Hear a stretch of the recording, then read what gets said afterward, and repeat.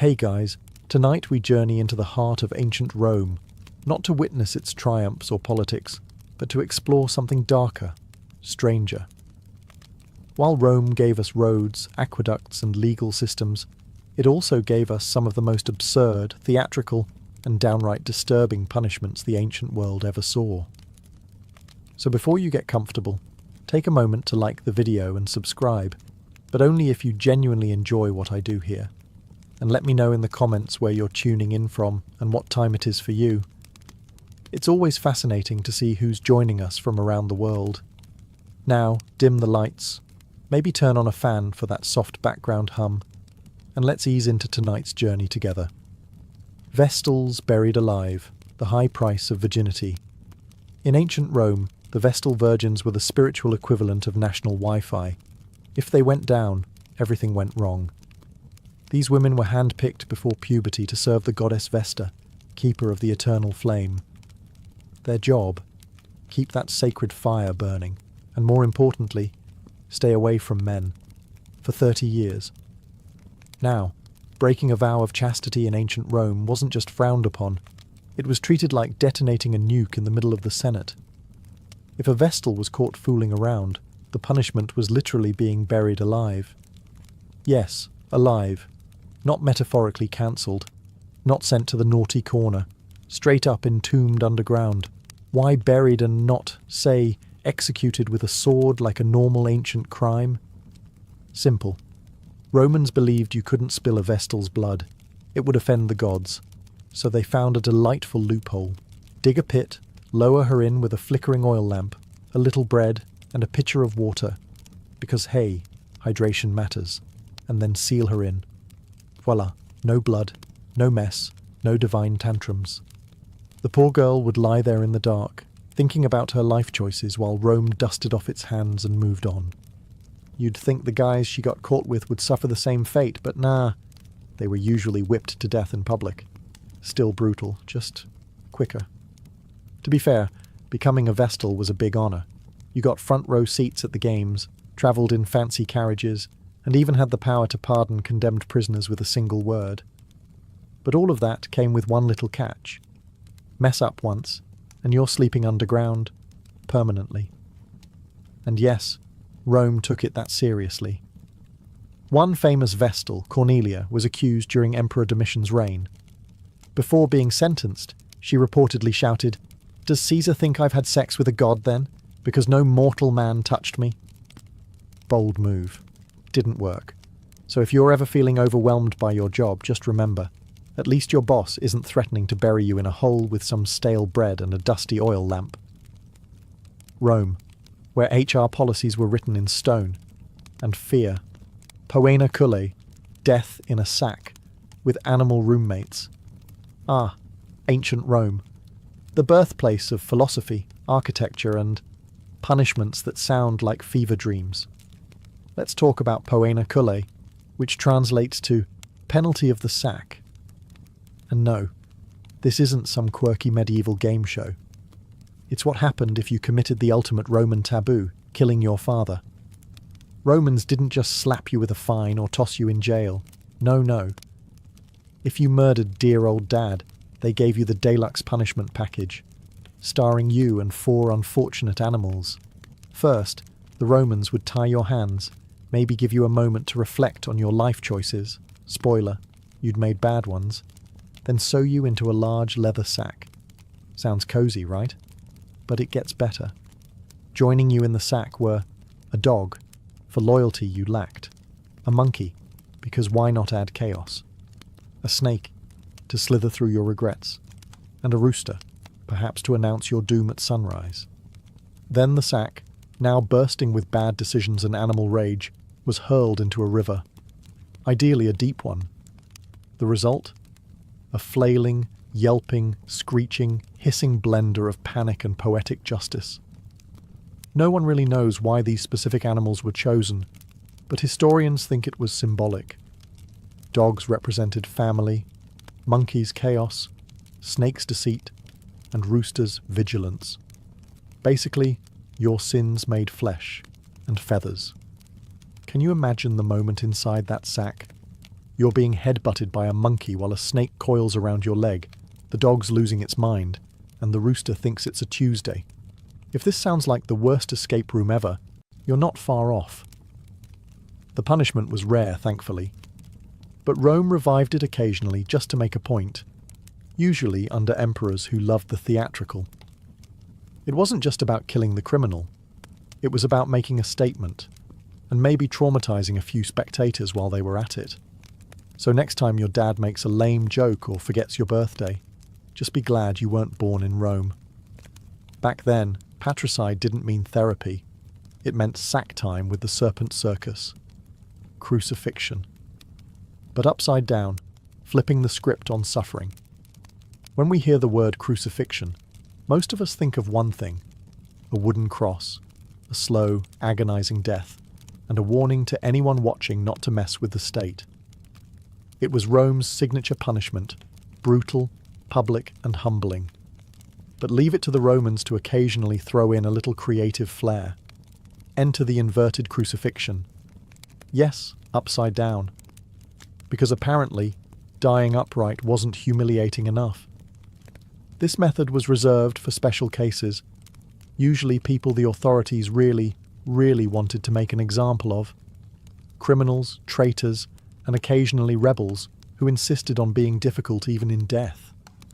But perhaps the most famous upside-down crucifixion was that of St. Peter, one of Jesus' 12 apostles. According to tradition, when Peter was sentenced to die by crucifixion under Emperor Nero, he made a strange request. "Crucify me upside down. I'm not worthy to die like my Lord." And Rome, being the efficiency machine that it was, said, "Sure, why not?" Now here's where things get a little intense. Crucifixion was already one of the worst ways to die, combining asphyxiation, blood loss, and total public humiliation. But flipping the body changed the dynamic.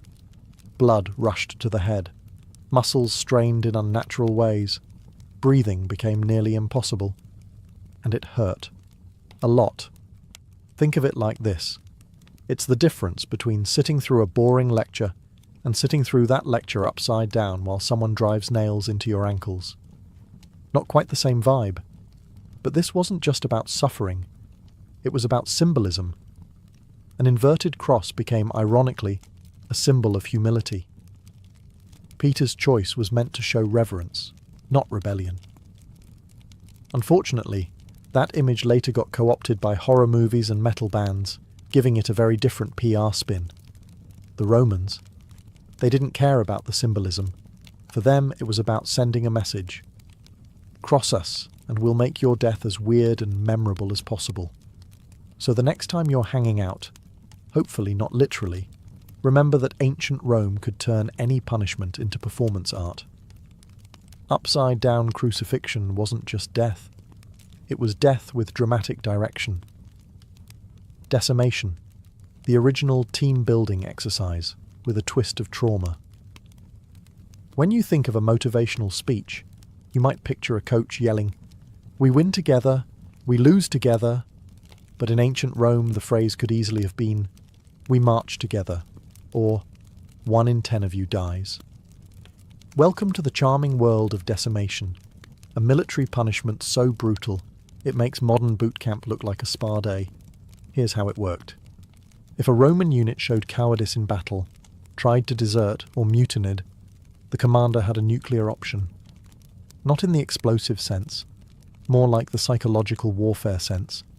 The entire group would be lined up, and every 10 soldiers would draw lots. The lucky one? He got beaten to death by his 9 comrades, with clubs, stones, or whatever was nearby. Yes, you heard that right. Not only did you face death, you also had to kill your buddy, the guy you probably just shared wine and bread with the night before, all to prove loyalty to Rome. It was like Survivor, Roman Legion edition, except nobody won immunity and everyone left traumatized. And don't assume they got a break afterward. The 9 survivors didn't get high fives and a long weekend. Nope. They were given barley instead of wheat for rations, a Roman way of saying, "We're disappointed in you," and forced to camp outside the fort's safety. The logic behind decimation was cold but effective. If you feared your own comrades more than the enemy, you'd think twice about running away. And oddly, it worked. Roman discipline was legendary, and decimation kept soldiers marching in line, even if they had to step over a few bodies to do it. One of the most infamous uses of decimation was by Crassus, the wealthy general who formed a triumvirate with Julius Caesar and Pompey. After a humiliating defeat in the Spartacus slave revolt, he decimated a disgraced unit. Because nothing says, "we're back on track," like a casual in-house massacre. So next time your boss says, "we need to boost team accountability," just be glad you're not living under Crassus. In Rome, failure wasn't just punished, it was distributed. The fork of heretics, a medieval neck workout. Nobody asked for. Let's say you lived in ancient Rome, or more accurately, the later Roman Empire, during those twilight centuries when things got weirder, darker, and way more obsessed with heresy. You spoke out against the church or challenged some sacred belief. Rome didn't just scold you.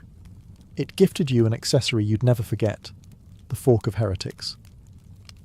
Picture this, a metal rod with two prongs at each end. One end pointed up under your chin. The other, jammed right into your upper chest. A miniature trident sandwiching your neck. Sounds uncomfortable? Oh, we're just getting started. Once this lovely device was strapped on, you were forbidden to move your head. At all. Look down. Stabbed. Nod off. Stabbed. Try to whisper a heretical thought to the guy next to you. Stabbed by your own collar. It didn't draw blood, at least not at first. That was the genius. The fork wasn't meant to kill you. It was meant to exhaust you. Mentally, physically, spiritually. You'd be left standing sometimes for days, straining every muscle just to avoid impaling yourself. It was like playing a game of Don't Move, where the prize was not slowly skewering your own throat. And while we call it the fork of heretics, it was also used on blasphemers, witches, suspected liars, and anyone who annoyed a bishop before breakfast. It was versatile torture, custom fit for silence, stillness, and soul-shattering discomfort. To make things even more theatrical, the fork sometimes had little Latin inscriptions engraved on it. Things like, "I renounce my sin," or "I am guilty," because nothing boosts your confession like being slowly impaled by typography. What's wild is that this punishment wasn't even one of Rome's most extreme. It was more of a starter pack for sinners. No blood, no public execution, just quiet suffering and internal panic. A sort of intro course in agony, Heresy 101. So if you've ever tried to hold in a sneeze during a serious meeting, imagine doing that for 3 days straight, with iron poking at your throat. In Rome, silence wasn't golden. It was enforced, with 2 rusty prongs and a neck cramp from the gods. Thrown from the Tarpeian rock, Rome's original unfriend button. Forget passive-aggressive texts or dramatic social media unfollows. In ancient Rome, if you betrayed the state, they didn't just cut you off. They threw you off a cliff. Welcome to the Tarpeian Rock. A jagged 80-foot drop on the southern face of the Capitoline Hill, just a short stroll from the Roman Forum. It wasn't just a scenic viewpoint. It was where the Republic took out the trash, by launching traitors straight off it. And yes, it was just as theatrical as it sounds. Now, the rock got its name from Tarpeia, a Roman girl who betrayed the city to enemy Sabines in exchange for what she thought would be shiny gold bracelets. The Sabines, ever the literal thinkers, crushed her with their shields instead, technically fulfilling the deal. Her body was tossed from the cliff, and the rock was named in her honour. Moral of the story? Don't trust invaders or vague payment plans. But after that, the Tarpeian Rock became Rome's favourite tool for dealing with traitors, corrupt officials, false witnesses, and anyone who made the state go, "Yeah, this one needs dramatic punishment." No hanging, no sword, just a short flight and a sudden stop. The condemned were often stripped, paraded, and then marched to the edge, where gravity handled the sentencing. And yes, there was usually a crowd. Nothing like a good old-fashioned execution to spice up market day. It was public, it was final, and it was symbolic. You weren't just dying, you were being removed from the city, physically and spiritually. The ultimate cancel culture, Rome edition. Interestingly, the rock sat just a stone's throw away from the temple of Jupiter, which meant that if you lied to the gods or the state, your final moments included a front-row view of heaven. Briefly. Over time, more elaborate punishments came along. Lions, crucifixions, burning tunics. But the Tarpeian rock remained a classic, elegant in its simplicity, brutal in its message. So next time someone says, they really threw him under the bus, remind them, the Romans did it first. No wheels, just stone, and betrayal echoing through the hills. Damnatio ad bestias, death by lion, applause, optional. Welcome to the Colosseum. Stone, sweat, and 50,000 roaring fans. Ancient Rome's version of cable TV. Today's main event? Damnatio ad bestias, or as we'd call it, being fed to wild animals while everyone eats snacks. This punishment, meaning condemnation to the beasts, was Rome's go-to for criminals, traitors, prisoners of war, and, most tragically, Christians who wouldn't bow to imperial gods.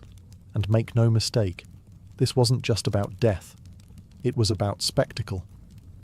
Rome didn't believe in boring executions. They believed in theatre.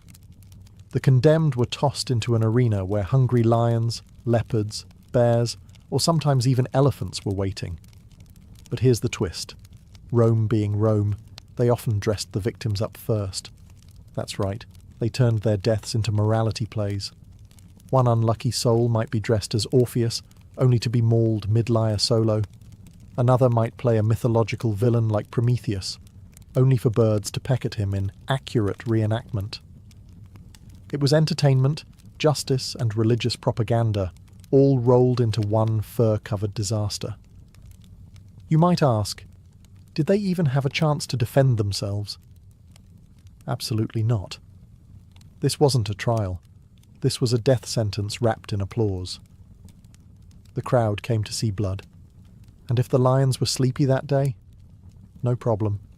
Romans had tricks, like poking them with hot irons or starving them for a couple of days beforehand. Showtime must go on. And remember, this wasn't limited to hardened criminals. You could end up in the arena for theft, political dissent, or even being on the wrong side of religious law. The only thing standing between you and lion lunch? Favour from a very generous emperor. But don't get the wrong idea. This wasn't just sadism. It was calculated. A warning to anyone watching. Step out of line, and this could be you. Rome ruled by fear and felines. In time, the Christian martyrs flipped the script, turning beastly death into a badge of honour. But for most, damnatio ad bestias was less about glory and more about gore.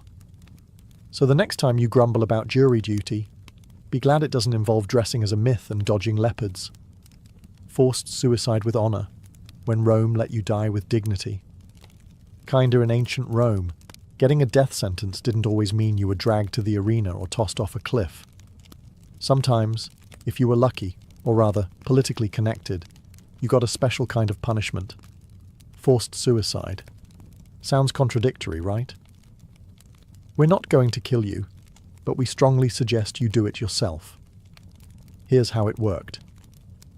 If you were a senator, a noble, or just someone high enough in Roman society to own more than one tunic, and you managed to offend the emperor, maybe by plotting a coup, maybe just by existing too confidently, you'd receive a quiet visit. A scroll would be delivered, a polite message from the emperor, and it would go something like this. You have dishonoured the state. Please, take the honourable route out. Translation: kill yourself by sunset, or we'll do it for you, and make it nasty. The upside? If you complied, your family got to keep your property. Your name might even be left unblemished in the records. Maybe. It was the Roman version of a severance package, with blood instead of paperwork. This wasn't considered a humiliation. It was viewed as noble. In fact, many elites saw it as a final act of control. A chance to write their own ending, sometimes literally. Think warm bath, a blade to the wrist, and a final monologue, very on brand for Rome's love of drama. The philosopher Seneca the Younger famously faced this fate. Accused of being part of a conspiracy against Nero, possibly falsely, he was told to end things himself. He slit his wrists, then his ankles, but the bleeding was slow. So he drank poison. That failed too. Finally, he climbed into a hot bath to speed things up. It was less a suicide, and more a grim chemistry experiment. Forced suicide was essentially state-sanctioned dignity, a facade of choice masking absolute power. Rome gave you the illusion of honour, while ensuring you were erased quietly, without a trial, without a crowd, just the hiss of warm water and the silence of complicity. So if you've ever thought your boss was passive-aggressive, imagine being formally invited to self-destruct by imperial courier. Rome didn't always kill you. Sometimes, they just let you do it beautifully. The wooden donkey, when sitting became a crime. If you've ever complained about an uncomfortable chair, ancient Rome would like a word, because one of their more imaginative punishments involved a piece of furniture, the now infamous wooden donkey, or as it should have been called, the pain pony of doom. This device wasn't an actual donkey, of course. It was a tall, narrow, sharply angled wooden beam, shaped like an A-frame with a razor-thin peak. The condemned, usually thieves, slaves, or rebellious soldiers, were forced to straddle it. That's right. Their entire body weight pressed down on that sharp edge, right between the legs. But wait, it gets worse. To really drive the point home, pun intended, weights were often tied to the person's ankles. Gravity did the rest. The longer you sat, the more the beam tore into your flesh. Slowly, painfully, and depending on how generous the executioner was feeling, you might be left there for hours. Now, the Romans didn't invent the wooden donkey. It likely came from earlier Middle Eastern torture traditions. But oh, did they embrace it with flair. Because if there was one thing Rome loved, it was punishment with pageantry. This wasn't always a death sentence. Sometimes it was just used as a very persuasive form of public humiliation. Picture it. A crowded square. A merchant caught cheating customers, now wailing atop the donkey while kids laughed and vendors sold snacks. It was pain, performance, and a life lesson all in one. Even worse, Roman generals sometimes used it as field discipline. Soldiers who disobeyed could find themselves straddling the donkey as a reminder to follow orders, because nothing says morale booster like internal bleeding.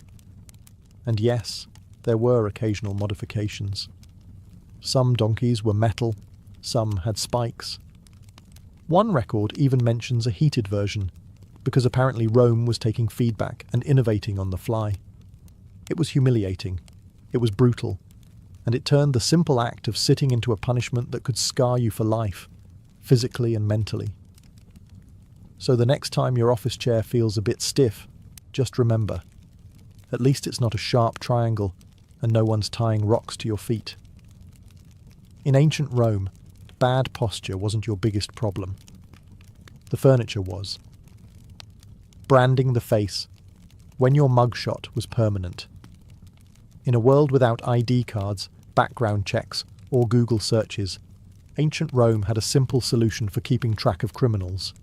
Just burn it onto their face. Yes, we're talking about branding. Not the kind companies do with logos, but the kind where your actual forehead becomes a crime label. And if you were a thief, runaway slave, or repeat offender, congratulations! You now had a permanent facial feature that screamed, "Do not trust this guy." The branding was usually done with a heated metal rod, pressed into the skin with the gentle mercy of a blacksmith on a deadline.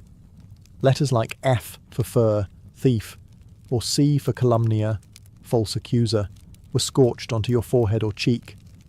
Think of it as the ancient Roman version of a one-star Yelp review, but on your skull.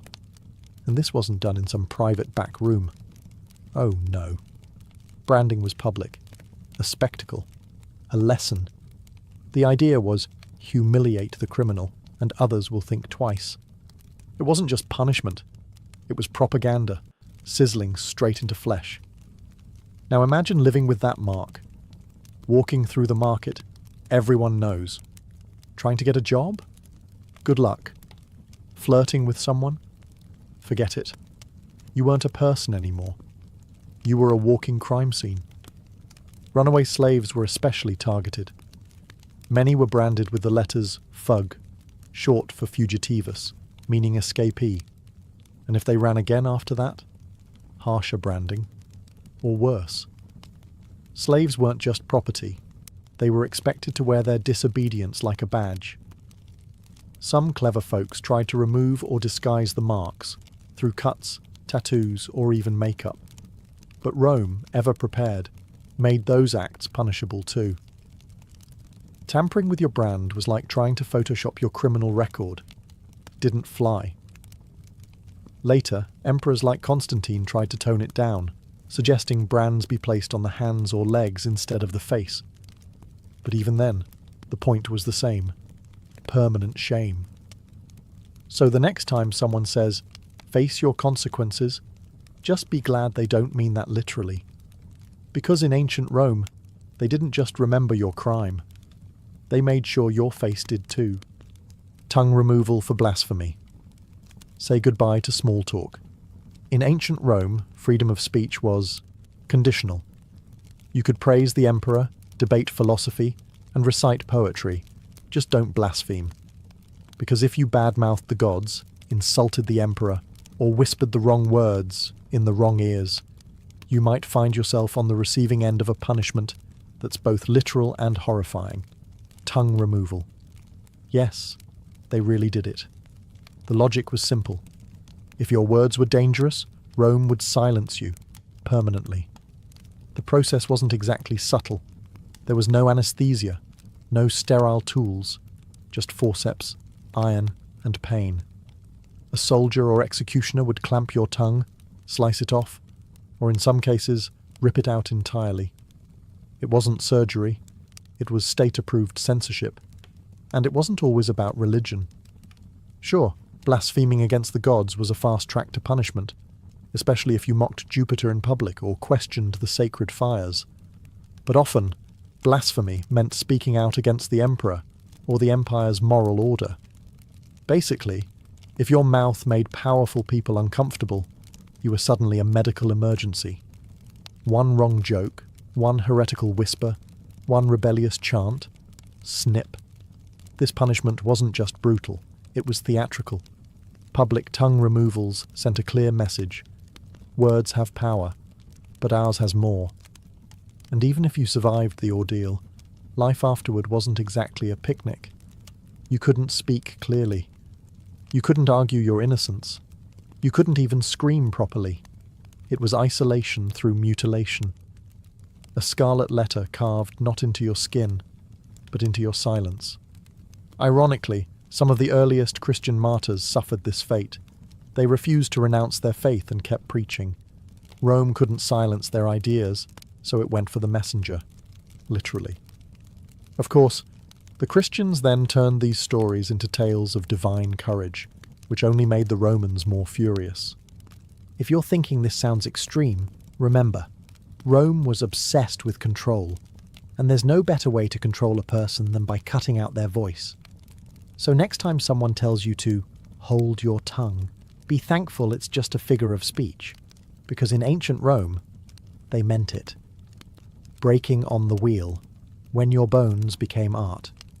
If you thought the Romans were running out of creative ways to destroy a person, allow us to introduce the wheel, also known as the breaking wheel, or for those with a dramatic flair, the Catherine wheel, named later in medieval times.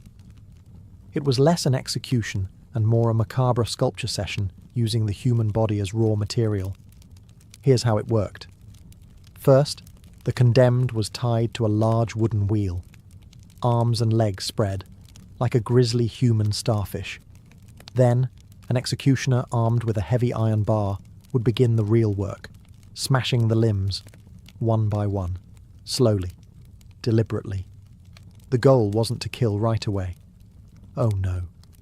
The goal was to shatter the bones while keeping the victim alive, snap the arms, crush the thighs, twist the ankles so they no longer looked like ankles. The body would fold unnaturally, becoming a grotesque display of pain and precision. But the pièce de résistance. The broken body was then woven through the wheel's spokes, limbs bent and threaded like a nightmarish macrame project. Sometimes the wheel was hoisted up on a pole, like a flag of warning. Other times, it was left to spin gently in the wind, because why not add ambiance? This wasn't just about punishment. It was public messaging. Breaking on the wheel was used for crimes considered especially vile, like murder, treason, or highway robbery. It said to the crowd, "This is what happens when you step too far out of line. And you didn't just die. You decayed in full view." Survivors? Rare. But here's the twisted twist. If someone did survive the ordeal, say they were still breathing after a day or two, they were sometimes shown mercy with a final blow to the chest or neck. Sometimes. As horrifying as this sounds, the punishment outlived Rome. Medieval Europe loved it so much they turned it into an art form, adding spikes, fires, and dramatic scripts. Rome had simply set the stage. So next time you think your commute is rough, remember, at least you're not strapped to a wooden wheel, becoming the centerpiece of a public bone gallery. In Rome, justice wasn't blind. It was bold, brutal, and built for maximum exposure. Execution by hot ash, death by the grainy slow burn. When it came to killing creatively, ancient Rome always had something simmering. Literally, enter one of its lesser-known but deeply disturbing punishments, execution by hot ash. It's not as famous as crucifixion or the lions, but it might just be one of the slowest and most psychologically terrifying ways to die ever devised. No swords, no bloodshed, no quick release, just ashes. Heated, suffocating, and endless. This gruesome method is credited, unsurprisingly, to Emperor Nero, a man who treated executions like performance art. In one recorded instance, Nero had an enemy buried up to the neck in a pit. So far, classic Rome. But instead of beheading or stoning him, Nero added a twist. A funnel was inserted into the man's mouth, and hot ash was slowly poured in. Not boiling water, not fire, ash. At first glance it seems harmless. Ashes are soft, right? But here's where the genius horror kicks in. The ash is scorching. It clogs the throat, sears the lungs, and suffocates from within. It doesn't kill fast. It chokes. Slowly, gradually. You feel every moment, every breath turning to fire, every swallow becoming your last. And as the ash settles, you're not bleeding. You're not burned on the outside. But inside, everything is failing. It's death by dust. Death by suffocation dressed as silence. Why ash, though? Because it was humiliating, undignified. Ashes were the remnants of destruction, used to clean filth, wipe away traces of things burned. To die in ash was symbolic. It meant you were beneath notice, unworthy of steel or flame. You weren't even worth a dramatic death, just the slow grind of what was left over. It's worth noting this punishment wasn't common. It was reserved for those Nero really didn't like. People whose very existence he wanted erased quietly, yet with maximum psychological torment. And to the crowd, it didn't look like much. No blood, no screams. Just a man in a hole, and a trickle of grey dust. So the next time someone tells you, ashes to ashes, dust to dust, remember that in Nero's Rome, that wasn't just poetic. It was protocol. The tunica molesta, Rome's deadliest wardrobe malfunction. In ancient Rome, fashion didn't kill, unless you were wearing the tunica molesta, or as we might call it, the flammable death robe. Picture this. You're led into an arena or strapped to a stake, and instead of chains or ropes, the executioner approaches you with a tunic. Oh good, you think. At least they're giving me something to wear. Then you notice it's dripping, not with water, but with pitch, tar, and oil. This is the tunica molesta, literally annoying tunic, but more accurately, highly flammable nightmare onesie. It was a garment soaked in combustible material, fitted snugly, and then set on fire while you were still very much alive and inside it. This wasn't just a method of execution, it was a public performance, most famously used under emperors like Nero, who turned executions into after-dinner entertainment. During his infamous garden parties, Nero would use the tunica molesta to light the grounds, human torches illuminating his twisted vision of Roman leisure. Who wore it? Arsonists, traitors, Christians, anyone deemed worthy of a particularly theatrical end. The flames clung to the body, melting skin, igniting hair and searing lungs. And there was no escape, no rolling to put it out. The tunic stuck to you. It burned with you. And because Rome loved a good mythological reference, they sometimes modelled it after Hercules' poison shirt, a garment that caused the hero unbearable agony before his death. Rome didn't just kill you, they made it poetic. The real genius, if we can call it that, was in the psychology. You weren't just dying. You were displayed, shrieking, flailing, engulfed in fire while crowds watched. It sent a message clearer than any stone inscription. This is what happens when you cross the empire. Some records even suggest music was played during the burning. Nero reportedly plucked his lyre as the flames rose. Talk about a hot performance. So if you ever complain that your clothes are uncomfortable or too tight, be glad they're not soaked in oil and part of a public execution ceremony. Because in Rome, fashion didn't just make a statement, it screamed, damnatio memoriae. When Rome deleted you from history, most Roman punishments ended with the body, but some, they reached further, into memory, into legacy, into obliteration. This is damnatio memoriae, the condemnation of memory, Rome's most haunting punishment of all, because what's worse than death? Being forgotten on purpose. If you were an emperor who embarrassed the state, a general who rebelled, or a senator who fell too far from grace, Rome might not just kill you, they would erase you. Completely. Statues, smashed or defaced, inscriptions, chiseled out, portraits, painted over. Your name? Struck from official documents, coins, and monuments.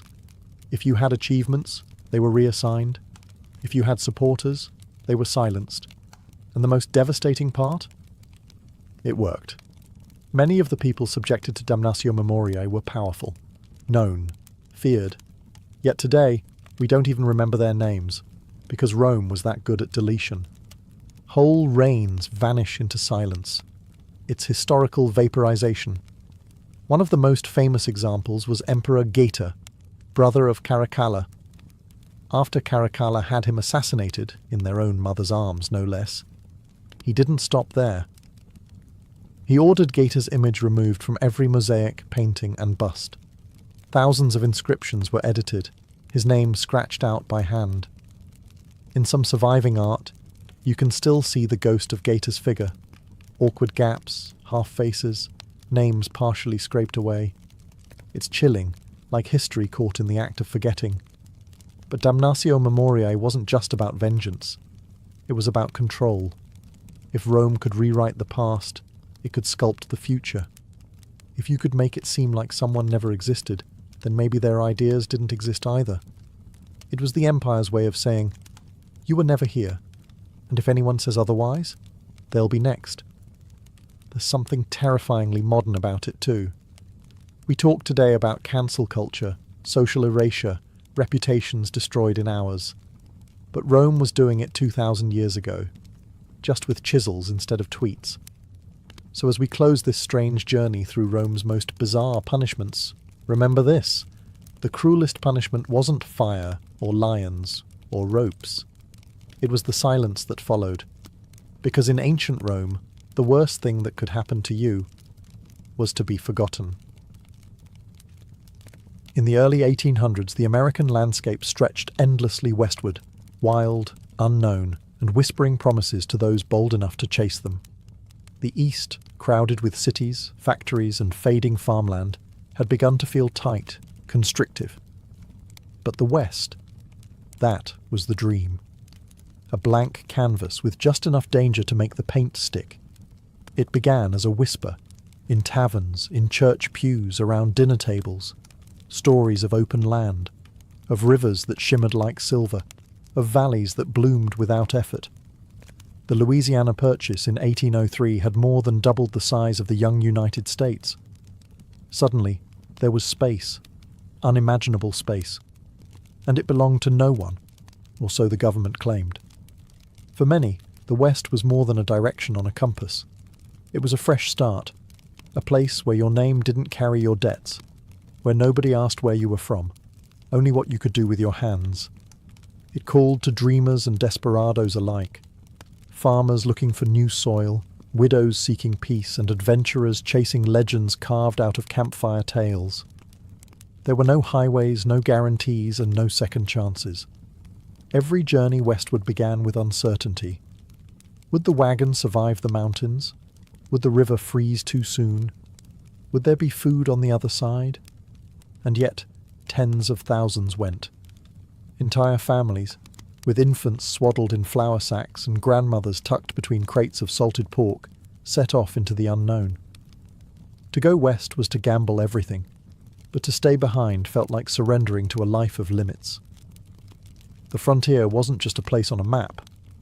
It was a test, of will, of grit, of the ability to carve order out of chaos using nothing but timber, steel, and raw hope. And as the sun sank behind endless prairies and mountain ridges, casting long shadows on wagon wheels and weary faces, one thing was clear. America's story wasn't written yet. It was being dragged slowly westward, one rickety mile at a time. Before the pioneers could brave the wild frontier, they had to build a vessel that would carry not just supplies, but their entire future. Enter the covered wagon, the backbone of the westward migration. It was no stagecoach or fancy carriage. It was a wooden box on wheels, held together by sweat, hope, and iron nails. Most families didn't build wagons from scratch. They bought them or modified existing carts. The most famous type was the Conestoga, but on the frontier, something smaller, lighter, and cheaper was needed. That became the prairie schooner, so named because its canvas top, billowing in the wind, looked like a ship sailing across grassy seas. But this ship didn't carry gold or jewels. It carried salted pork, flour, beans, cast-iron pots, a spinning wheel, a Bible, and maybe one good quilt. Every inch was accounted for. Space was life. And weight? Weight could kill you. A fully loaded wagon might hold up to 2,000 pounds, any more, and the oxen pulling it would collapse long before you reached the Rockies. Horses were too delicate, mules too expensive. Oxen were the true engines of expansion, slow, stubborn, but unbreakable. Families slept in the wagons, under them or beside them. Privacy was a luxury few could afford. And despite what Hollywood suggests, people didn't ride inside all day. That would jostle bones and bruise backs. Most walked, mile after mile, day after blistering day. Wagons weren't just transportation. They were survival pods. They held medicines, spare wagon tongues, gunpowder, and seeds. Some even carried baby chicks in boxes beneath the wagon bed to start a coop once the family settled. And yet, for all their practicality, wagons were also symbolic. They were hope on wheels. Once the oxen were yoked, once the wheels creaked into motion, there was no turning back. The house was sold. The land behind was gone. All that remained was the trail, the sky, and the belief that something better lay ahead. Every bump, every cracked axle, every muddy crossing was one line written in the story of American expansion, carved not in ink, but in wheel ruts and willpower. Life on the trail was not the romantic adventure story some might imagine. It was long, grueling, and soaked in dust. Each day began before sunrise. Roosters weren't needed. The creak of leather harnesses and the groan of wagon wheels were alarm clocks enough. The average wagon train moved about 10 to 15 miles per day, depending on weather, terrain, and how many axles broke that morning. Over time, trails like the Oregon, Santa Fe, and California routes carved themselves into the earth, each lined with discarded belongings, broken wheels, and the graves of those who never made it west. Meals were simple, hearty, and endlessly repetitive. Coffee was a luxury, water a gamble. Streams could be clean or crawling with bacteria. Boiling it helped, if you had the fuel and time. Otherwise it was luck and prayer. Food was rationed, salted meat, hardtack, dried beans, and sometimes wild game, if someone could shoot straight. Wild onions and berries became treasured delicacies. Illness was the greatest killer on the trail. Cholera swept through camps like wildfire. It came from contaminated water and killed quickly, within hours sometimes. Dysentery, scurvy, and snake bites took others. There were no doctors, only home remedies and hope. Sometimes hope wasn't enough. Still, there were moments of joy. Children played with sticks and stones, or skipped along the wagon's shadow. Weddings occasionally took place on the trail. So did births. Entire families were forged not just by blood, but by shared hardship and dust-soaked camaraderie. At night, the wagons circled, not to fend off native attacks, as often mythologized, but for protection against thieves, animals, and the cold wind. Fires were lit, bread was baked on hot stones, and someone might pull out a fiddle. For a few hours, laughter and music pushed back the darkness, but rest was always brief. Tomorrow brought more walking, more wilderness, and fewer guarantees. Life on the trail was survival by routine. You learned to love your boots and hate your blisters. You learned to mourn quietly and move forward anyway. Because the land didn't wait for grief, it only moved west. After weeks or even months on the trail, the sight of trees, water, and flat land was enough to make a pioneer fall to their knees in gratitude. But celebration was short-lived, because once a family found their spot, the real work began. Homesteading wasn't glamorous. There were no pre-built homes waiting, no fences, no roads, just open land and the ticking clock of the seasons. The first priority? Shelter.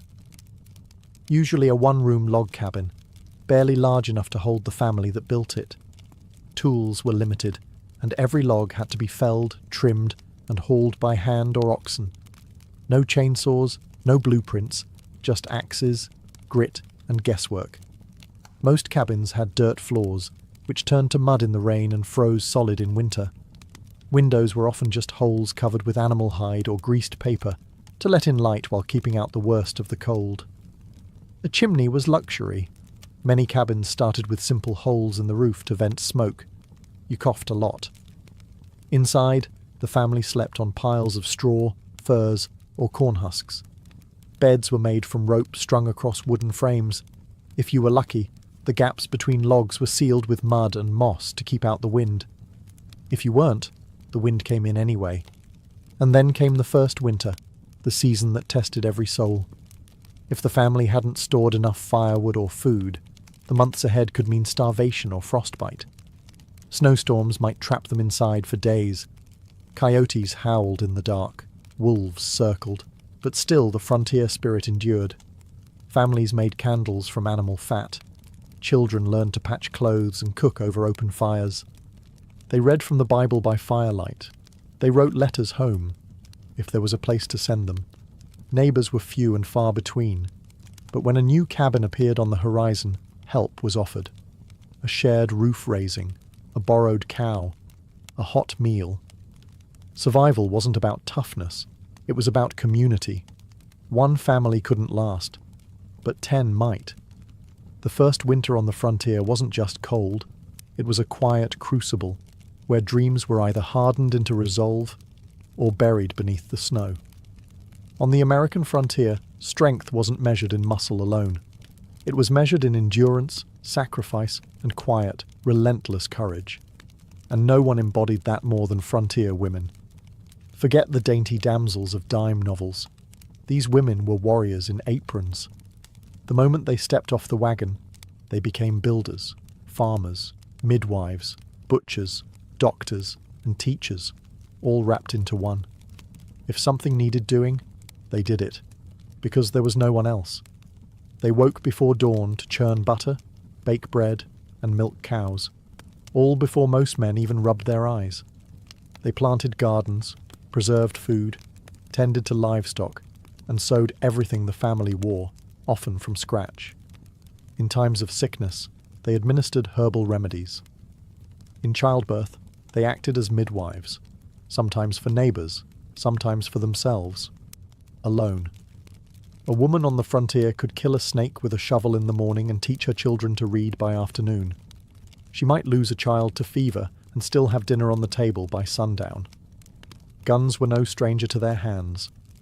If their husbands were away, or gone for good, women defended the homestead with whatever was available: rifles, axes, frying pans.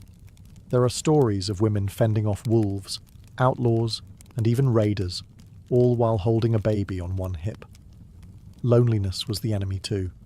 For some, the nearest neighbour might be miles away. Letters took weeks, even months, to arrive. The silence could be deafening. And yet, these women endured, knitting civilization from wilderness, one stitch, one lesson, one loaf at a time. Frontier women also formed the heart of community. They organised barn raisings, cared for sick neighbours, and hosted Sunday gatherings when churches were still only blueprints. When towns finally sprang up, it was often the women who insisted on schools, libraries, and law. They weren't background characters in the story of the frontier. They were the backbone. Uncelebrated, overworked, and often overlooked, yet impossible to forget once you knew their strength. So, the next time you picture the Wild West, don't just think of cowboys on horses. Think of a woman, hair pinned back, sleeves rolled up, shotgun by the door, and cornbread in the oven. For every wagon that rolled westward, for every cabin raised and field ploughed, there was already someone there. The American frontier wasn't empty. It was occupied by hundreds of indigenous nations who had called the land home for centuries, even millennia. From the Great Plains to the Pacific coast, the land was deeply woven with native life: hunting grounds, sacred sites, migration paths, rivers filled with meaning. But to the US government, and to most pioneers, this wasn't seen as home. It was seen as potential, and so began a long, painful unravelling of promises. The US government signed treaty after treaty with native tribes, agreements that promised peace, land rights, and resources. But almost every one of these treaties was broken. As settlers poured westward, tribes were pushed back, then pushed again. Sometimes it was with ink, sometimes with fire and bullets. Entire nations were forced onto reservations, often barren and far from ancestral homes. The Cherokee, Choctaw, Lakota, Comanche, and dozens more were made strangers on their own land. Some native groups tried diplomacy, others resisted. Armed conflicts erupted. The Black Hawk War, the Sand Creek Massacre, Little Bighorn. But even when native warriors won a battle, they lost the war. The government simply kept coming, with troops, with railroads, with settlers hungry for space and willing to claim it at any cost. It wasn't just a land grab. It was cultural erasure. Children were taken from families, sent to boarding schools where they were punished for speaking their languages. Sacred traditions were outlawed. Native identity was treated as something to be erased, civilized, or rewritten. And yet, through it all, indigenous peoples survived. Their languages were whispered in secret. Their songs were sung in defiance. Their stories passed down like living fire. The romantic image of the frontier often forgets this cost. But the truth remains. Westward expansion was not a triumph for all. For many, it was a slow, devastating march of loss.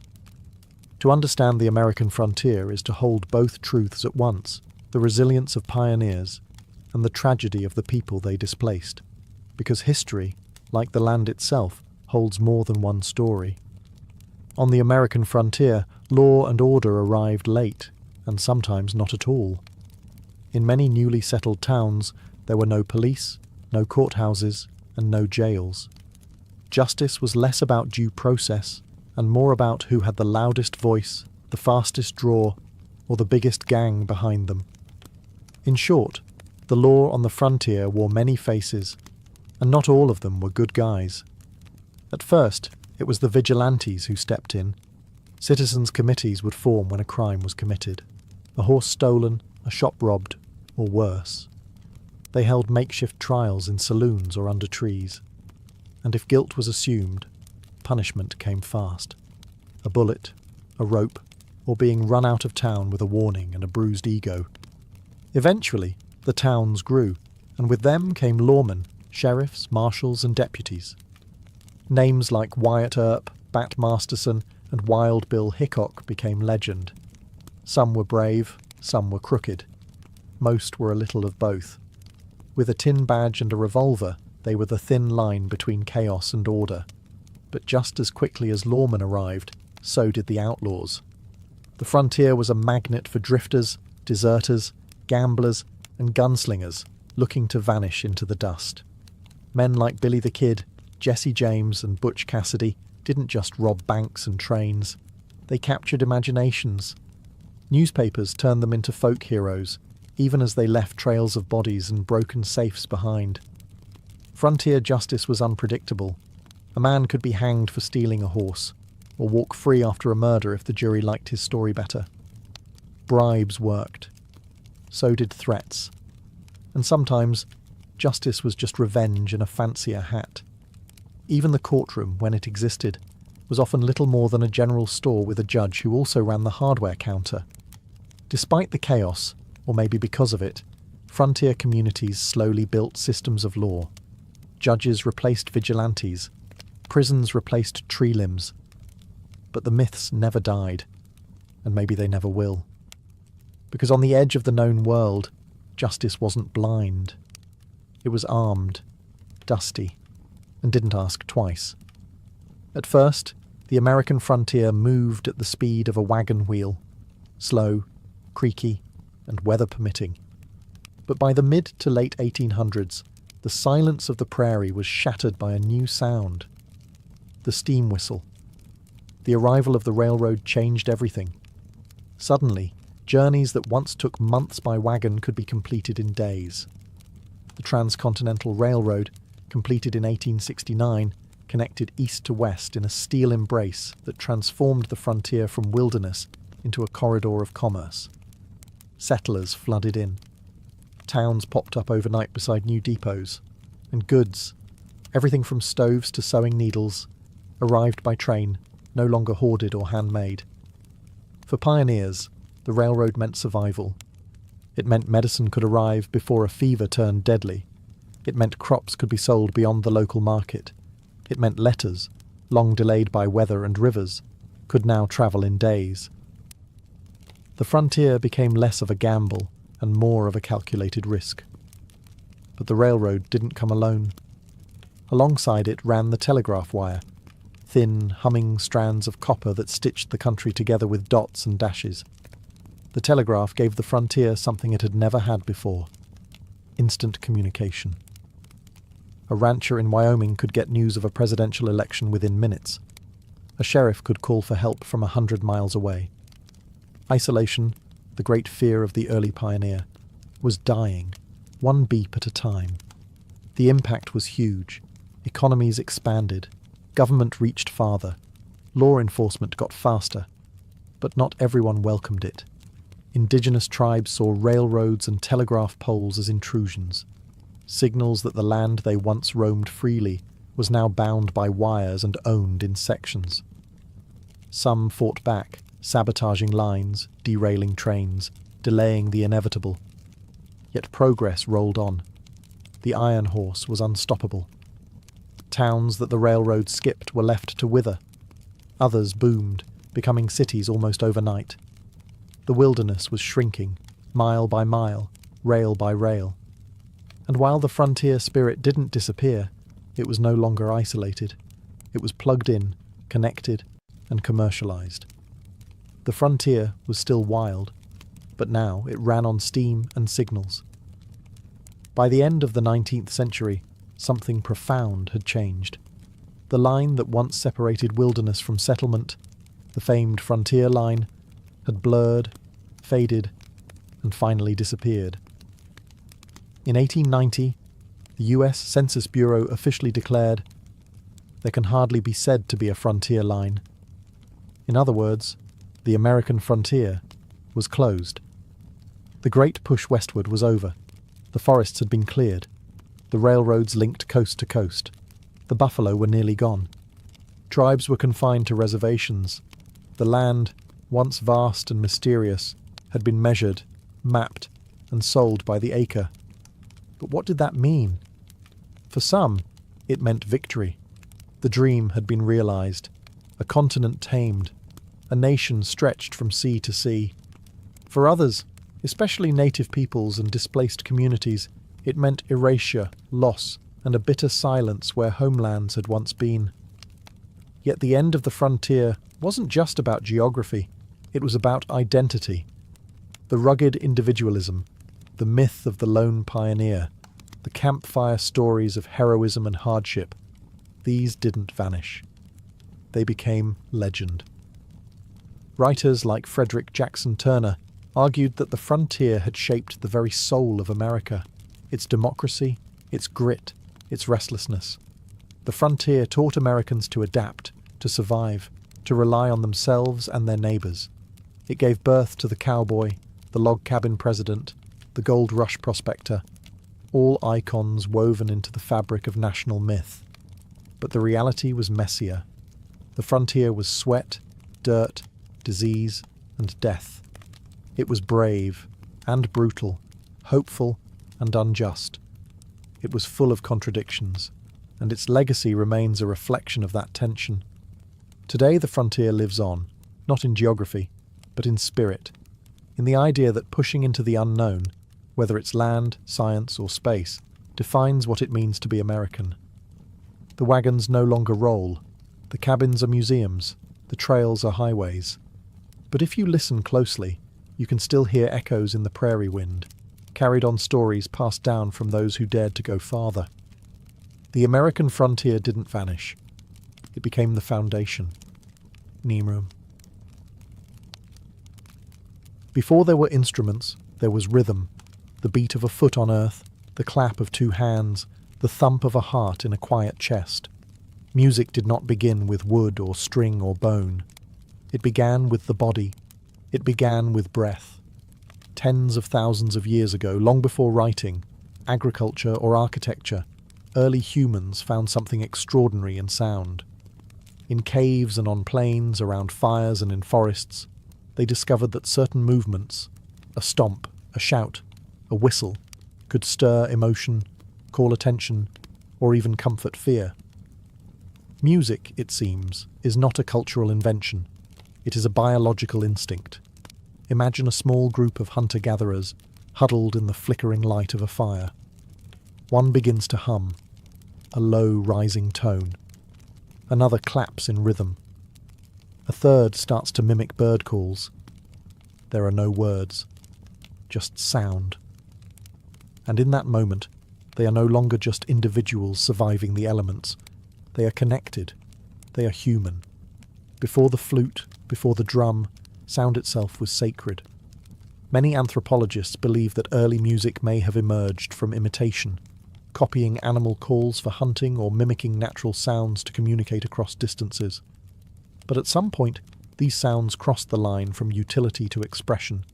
A rhythm became more than a signal. It became a language of emotion. A hum became a lullaby. A scream became a song.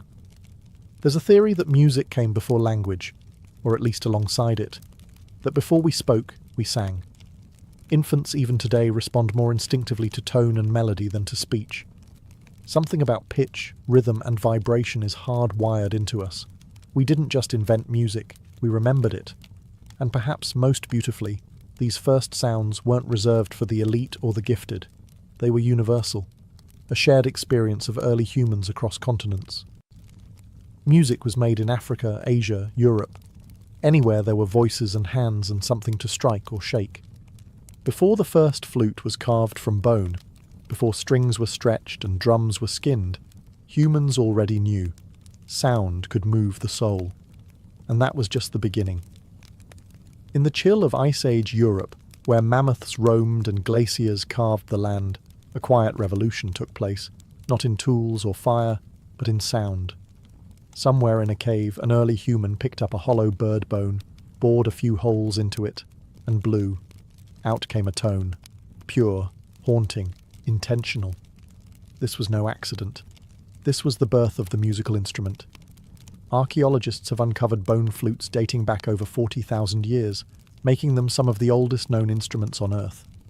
Found in sites like the Hohlfels cave in Germany, these flutes were made from vulture wing bones or mammoth ivory, not easy materials to work with.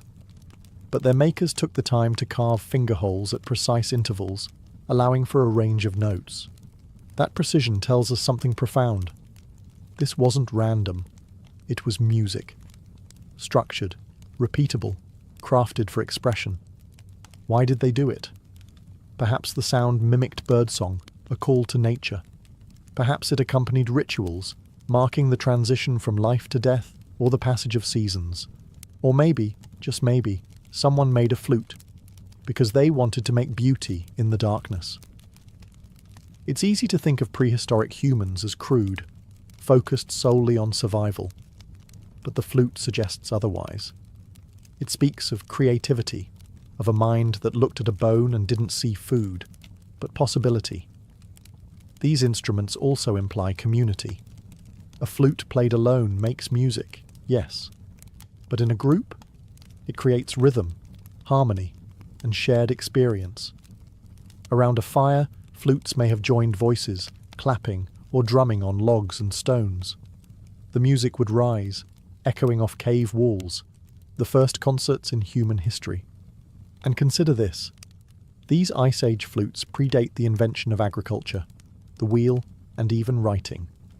In the hierarchy of innovation, music came early, not as a luxury, but as a need. The flutes of the Ice Age weren't just tools. They were expressions of joy, sorrow, mystery, and ritual. Fragile whispers from the deep past, still capable of moving us today. From bone and breath, humanity made melody. If the flute was our first voice, then the drum was our heartbeat. Long before cities, long before kings, there were circles of people gathered under stars, clapping, stomping, and pounding rhythm into the ground. The drum wasn't invented in one place. It emerged everywhere, across continents and cultures, as if the human body and Earth itself were asking to be synchronized. The earliest drums were likely simple, stretched animal skin over a hollow log or clay pot. They were tools of rhythm, yes, but also of ritual, communication, and power. A drum beat could summon a god, lead an army, or call a village together. It wasn't just noise, it was a signal. In Africa, some of the oldest known drum traditions trace back tens of thousands of years. There, drums became voices, instruments that could speak tonal languages, mimicking human phrases. In Siberia, shamans used drums to enter trances, their rhythms unlocking gateways to the spirit world. In the Amazon, the sound of a water drum echoed through the jungle like thunder made by human hands. What made the drums so essential wasn't just its sound, but its universality. You didn't need melody. You didn't need formal training. You just needed to feel the beat. And feel it we did. Drums were used in birth ceremonies, funerals, weddings, harvests, and wars. Their pulse gave structure to chaos. A rhythm could bind a tribe together, unify a ritual, or prepare warriors for battle. The beat said, "We are one." Even in early agriculture, drumming had a place. Farmers beat sticks to scare away birds. Harvest festivals featured dances led by drum beats. Rhythm marked time, not just hours, but seasons, cycles, and transitions. Over time, drums evolved. People added carvings, paint, and spiritual symbols to their instruments. Drums were not just functional, they were sacred objects, representing fertility, protection, or divine connection. And always, They connected us. Across language barriers, across generations, across worlds. In a world before clocks, electricity, or writing, rhythm was how we counted and how we felt. Drums brought sound to life. They made time tangible. And in their pounding, we found not just music, we found meaning. As humanity moved from caves to cities, music evolved from survival ritual into sophisticated art. Nowhere was this more evident than in ancient Mesopotamia, the cradle of civilization, where rivers carved kingdoms and writing was born. Here, music began to look elegant. Among the temples and ziggurats, we find some of the earliest depictions of stringed instruments, harps and lyres, drawn on tablets, carved into walls, and even buried with kings. These weren't bone flutes made in secret. They were crafted with care, adorned with gold, silver, and lapis lazuli, their curves as graceful as their sound. The harp, in particular, became a symbol of refinement, religion, and royalty. In the city of Ur, dating back over 4,500 years, archaeologists uncovered the famous bull-headed lyre, buried beside the tomb of a noblewoman. Its body was inlaid with gold, and its face crowned with a golden bull's head. Not just an instrument, but a myth in wood and string. These early harps didn't have frets or fingerboards. Strings were plucked by hand, and each tone was fixed. But what they lacked in flexibility, they made up for in atmosphere. A Mesopotamian harp didn't shout like a drum. It whispered. Its notes hung in the air like incense, sacred, dreamlike. In these cities, music became organized. Musicians were trained. Scales and intervals were recorded in cuneiform. The harp was used in ceremonies, storytelling, and even astronomy, as scholars mapped the stars and matched them to harmonies, believing the heavens themselves sang in celestial intervals. The presence of harps in Mesopotamian burial sites tells us something profound. Music was believed to follow the soul beyond death. It wasn't just entertainment. It was spiritual architecture, building bridges between worlds. And unlike the thunder of drums or the primal howl of flutes, harps brought a new quality to music. Intimacy. Soft, thoughtful, deliberate. For the first time, perhaps, sound was not just for the gods or the tribe. It was for reflection. With a stretched string and a wooden frame, Mesopotamians gave voice to silence. And from that silence, the first melodies of civilization were born. In ancient Egypt, music wasn't just an art, it was a divine language. The Egyptians believed that music was a gift from the gods. According to myth, it was the goddess Bat, later merged with Hathor, the goddess of joy, fertility, and music, who first brought song into the world. And so, music became more than melody. It was ritual, identity, and spiritual architecture, resonating through temples, tombs, and marketplaces alike. Unlike the primal flutes of prehistory or the ceremonial harps of Mesopotamia, Egyptian music blended ritual precision with everyday life. Workers sang to keep rhythm as they built pyramids. Fishermen sang to the Nile. Priests performed hymns during sacred rites. Women played frame drums and rattles during childbirth and funerals, moments of beginning and end. The most iconic Egyptian instruments were harps, lutes, lyres, sistrums, and flutes. Harps evolved from simple angular shapes to large, curved, decorative pieces with long, arched necks, symbols of status as much as sound. Some had up to 22 strings, crafted with such elegance that they appear in tomb paintings, still vivid 3,000 years later. The sistrum, however, held a unique place. A type of rattle with metal rods that jingled when shaken, it was closely associated with goddess worship, especially that of Hathor and Isis. The sound wasn't meant for amusement.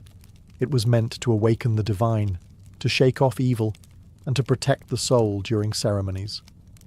Musicians in Egypt weren't always commoners. Some were priests or priestesses, serving in temples through music. Others were court musicians, entertaining pharaohs and foreign dignitaries with songs praising gods, kings, and legacy. Music also bridged worlds. In funerals, songs and chants guided the soul through the underworld. Tombs of the wealthy often included lyrics, and even illustrations, of instruments and musicians, as if to ensure the departed would be accompanied by sound in the afterlife. For ancient Egyptians, music was eternal. It honoured the gods, unified the people, and reminded them of cosmic order. Ma'at. Rhythm wasn't chaos, it was the heartbeat of the universe. In Egypt, to make music was to echo the sacred. To the ancient Greeks, music wasn't just an art form, it was a science of the soul and of the universe itself. While other civilizations used music in ritual and celebration, the Greeks asked a deeper question: why does sound move us? And their answer was found not just in poetry or philosophy, but in mathematics. Enter Pythagoras, the philosopher best known today for his triangle, but who also played a monumental role in the origins of music theory. According to legend, Pythagoras passed a blacksmith's shop and noticed something strange. The sound of hammer strikes changed depending on the size and weight of the hammers. This inspired an experiment with strings. He discovered that when a string was divided in simple ratios, like 1.2 or 2.3, it produced consonant, harmonious tones. This revelation birthed the idea of the harmony of the spheres, the belief that the cosmos itself operated on mathematical ratios, and that music was an echo of universal order. Every plucked string wasn't just a note, it was a mirror of the heavens. Greek instruments reflected this philosophy. The lyre, a small harp-like instrument, became a symbol of civilization and education. Poets like Homer and Sappho were often depicted with one in hand. The aulos, a double-reeded pipe, provided the wild, emotive contrast, played in dramas, rituals, and sometimes in war. Music in Greece was deeply tied to ethics and character. The philosopher Plato believed different musical modes could influence the soul, some inspiring courage, others promoting laziness or chaos. He advocated for strict musical education to shape ideal citizens. In his view, the wrong scale could be as dangerous as poor governance. But for the Greeks, music wasn't about entertainment alone. It was medicine. It was morality. It was mathematical perfection vibrating through flesh and air. They laid the foundations for music theory, notation systems, and acoustics. Their understanding of intervals, scales, and harmony would echo for centuries through Roman, medieval, and modern thought. In Greece, music became more than sound. It became a bridge between reason and emotion, between numbers and beauty, a place where the soul could both calculate and soar. If Greece gave music its philosophy, Rome gave it volume. In the Roman world, music was about function, form, and force. It accompanied festivals, religious ceremonies, gladiator games, and most famously, the battlefield.